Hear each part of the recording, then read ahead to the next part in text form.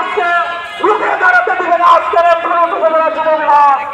আজকে সারা বাংলাদেশে যুব বিভাগ সচেতন ভাবে জেগে উঠেছে।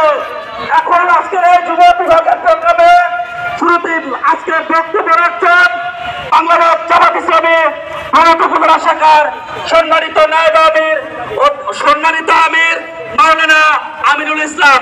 মাওলানা আমিনুল ইসলাম। আল্লাহু আকবার, আল্লাহু আকবার। সংসদে দাঁড়ালো, সংসদে দাঁড়ালো। আসসালামু আলাইকুম ওয়া রাহমাতুল্লাহি ওয়া বারাকাতুহু। ইনশাআল্লাহ প্রিয় যুবক ভাইরা, আমরা 24শে গণঅভ্যুত্থানের ভিতরে স্বৈরাচারকে হটিয়েছি, আর কোন স্বৈরাচারকে বাংলাদেশে ঠাঁই দেব না ইনশাআল্লাহ। প্রিয় ভাইরা, এই জন্য আমি আপনাদের কাছে উদাত্ত আহ্বান জানাই, আসুন আগামী দিনে সৎ ও ন্যায় যোগ্যতা সম্পন্ন ব্যক্তি দেখে বাংলাদেশ জামাত ইসলামী যার হাতে দাঁড়িপাল্লা দিয়েছে আর আজ জবিবুর রহমান, আমরা জবিবুর রহমান ভাইকে বিপুল